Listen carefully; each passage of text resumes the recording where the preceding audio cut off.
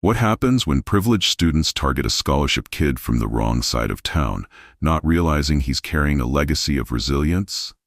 Look at his shoes, probably from the thrift store, they mocked as Marcus Chen walked past. Bet his lunch is whatever they scraped off the cafeteria floor, they sneered, expecting him to crumble. But when Marcus finally responds to their relentless torment, no one, especially not the administration that turned a blind eye, is prepared for the revelations that follow. A story of class warfare turned reckoning that will leave you questioning who really understands power. Dear viewer, if you are watching my story for the first time, I humbly request you write the location from where you are watching right now. Subscribe to this channel and press the bell icon now, not to miss the notifications of my daily published news stories. Thank you, and let's dive into the full story. The morning fog still clung to the hills surrounding Crestwood Academy as Marcus Chen stepped off the city bus, his second-hand uniform pressed but showing its age at the seams. The prestigious private school rose before him like a fortress of privilege, its manicured lawns and marble columns a stark contrast to the crowded apartment complex he called home. He'd earned his place here through academic excellence, top scores in the district, a perfect GPA, and a scholarship that covered tuition, but not the thousand small ways wealth revealed itself daily. His worn backpack, his generic phone, his carefully rationed lunch money, all markers that set him apart in a sea of designer labels and entitled attitudes. It started on his first day. "Scholarship case incoming," someone whispered as he walked to his locker. The words carried enough edge to cut, but Marcus kept his head down, focusing on the combination lock. "Hey, new guy," a voice called out. Blake Harrison, captain of the lacrosse team, son of a tech CEO, stood with his usual entourage. "That uniform from the Lost and Found?" Laughter rippled through the hallway. Marcus didn't respond.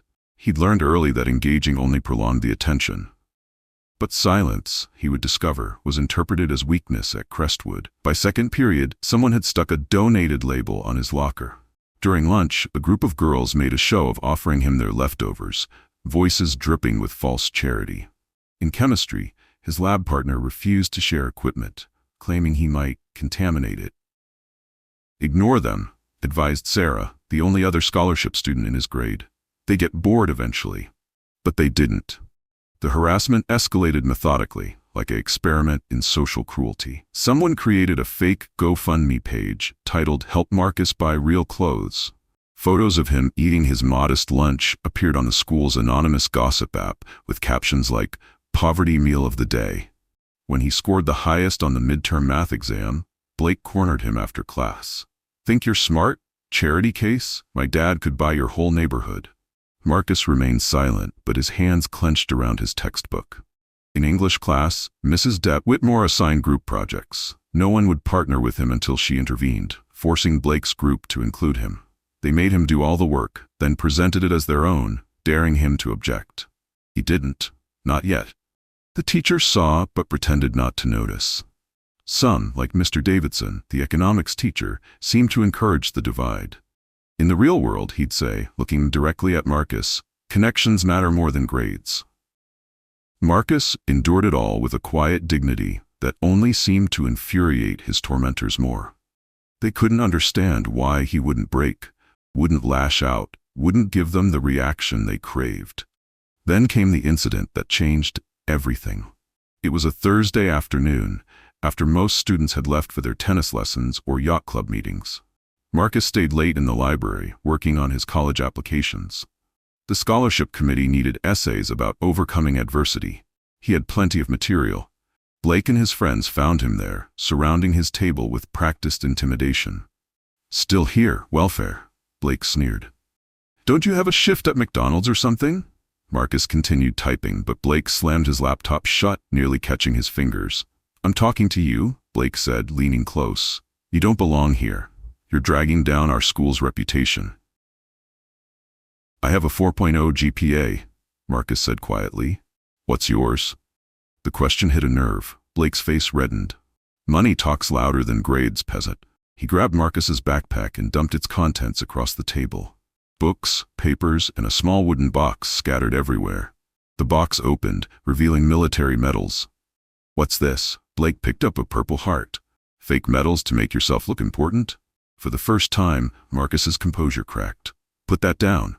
Or what? Blake taunted, tossing the medal to his friend. You'll report me? No one here cares about your sob story.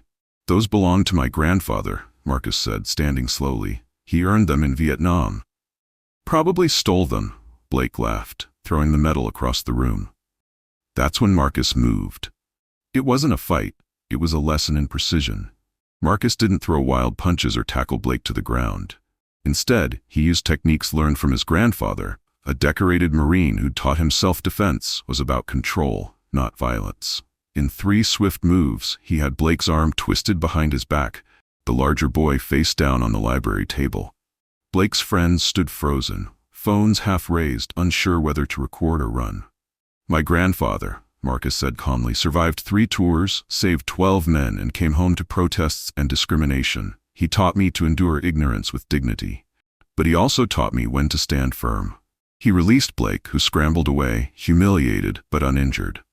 You're done, Blake spat. My father will have you expelled by tomorrow. Marcus gathered his grandfather's medals carefully, placing them back in the box. Your father should ask why his son needs to torment others to feel powerful. The library's security camera had captured everything. By morning, 2 versions of the story were circulating. Blake's version painted Marcus as a violent scholarship student who'd attacked him unprovoked. But someone, later revealed to be the librarian who'd watched the whole incident on the security monitor, had leaked the actual footage online. The video showed everything: Blake's harassment, the dumping of the backpack, the disrespect of the medals, and Marcus's measured response. It also captured something else: weeks of accumulated footage from various cameras showing the systematic bullying Marcus had endured. The school administration called an emergency meeting. Marcus sat across from the headmaster, his mother beside him still wearing her hospital scrubs from the night shift.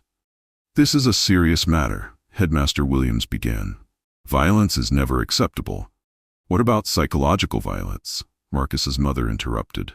What about the harassment my son has endured for months while your staff looked away? The headmaster shifted uncomfortably. We weren't aware. The footage suggests otherwise, she said, sliding a folder across the desk. I've documented every incident Marcus reported, every time he was told to ignore it or toughen up. The folder contained emails, dates, and witness statements Marcus had quietly compiled, knowing this day might come. The story exploded beyond Crestwood's gates. Local news picked it up.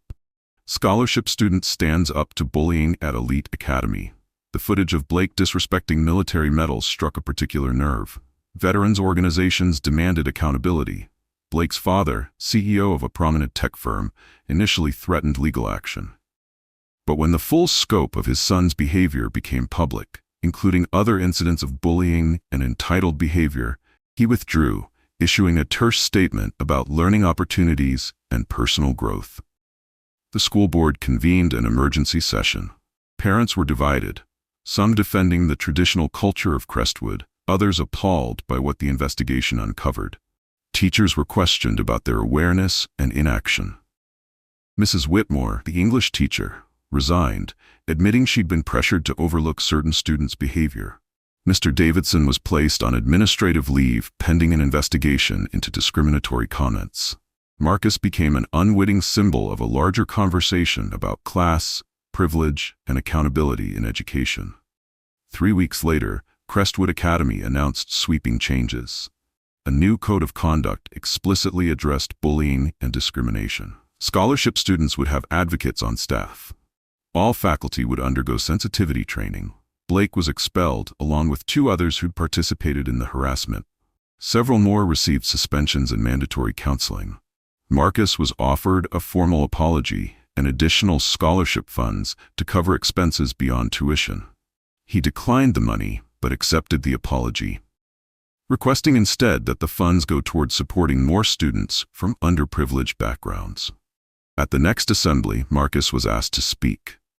He stood before the entire school, no longer the quiet scholarship kid, but someone who'd changed Crestwood forever. My grandfather used to say that dignity isn't about what others think of you, Marcus said. It's about knowing your worth. when others try to diminish it. Every student here has worth, not because of what their parents own, but because of who they choose to become. The applause that followed wasn't universal. Some still resented the changes he'd catalyzed, but it was genuine from those who understood. Months later, Marcus received early acceptance to MIT with a full scholarship. The admissions essay that secured his place wasn't about academic achievements, but about standing up for dignity in the face of systemic prejudice. Crestwood Academy slowly transformed. The divide between scholarship students and legacy admits didn't disappear overnight, but it became less acceptable to flaunt privilege as a weapon. New students arrived, drawn by the school's renewed commitment to merit over money. Blake's father, in a surprising turn, established a foundation supporting first-generation college students, citing his son's experience as a wake-up call about unchecked privilege. Marcus graduated as valedictorian, his speech focusing not on his own journey, but on the collective responsibility to create spaces where everyone could thrive, regardless of background. As he walked across the stage to receive his diploma, he carried his grandfather's medals in his pocket. Not as reminders of past battles, but as symbols of dignity maintained through adversity. Years later, Dr. Marcus Chen would return to Crestwood Academy as a guest speaker, invited by the same administration that had once questioned his place there. The school had become a model for integrating students from diverse economic backgrounds. In the audience sat new scholarship students, facing their own challenges, but supported by systems Marcus had helped establish through his stand against injustice. The greatest education, he told them, isn't found in textbooks or lectures. It's in learning to see the humanity in others and demanding they see it in you. The wooden box with his grandfather's medals now sat in a display case in Crestwood's Diversity Center, donated by Marcus as a reminder that dignity, once defended, can transform not just individuals but entire institutions. Dear friend, this story reminds us that privilege unchecked becomes poison, but courage in the face of injustice can create lasting change. Marcus didn't seek confrontation, but when forced to choose between dignity and compliance, he chose to stand firm. His story teaches us that sometimes the quietest voices, when finally raised, can echo the loudest through the halls of power. Did this story move you? Like this video to help it reach others who need to hear this message of resilience and dignity. Subscribe to our channel for more powerful stories that celebrate the triumph of character over circumstance and remind us that true worth isn't measured by wealth, but by the strength to stand for what's right.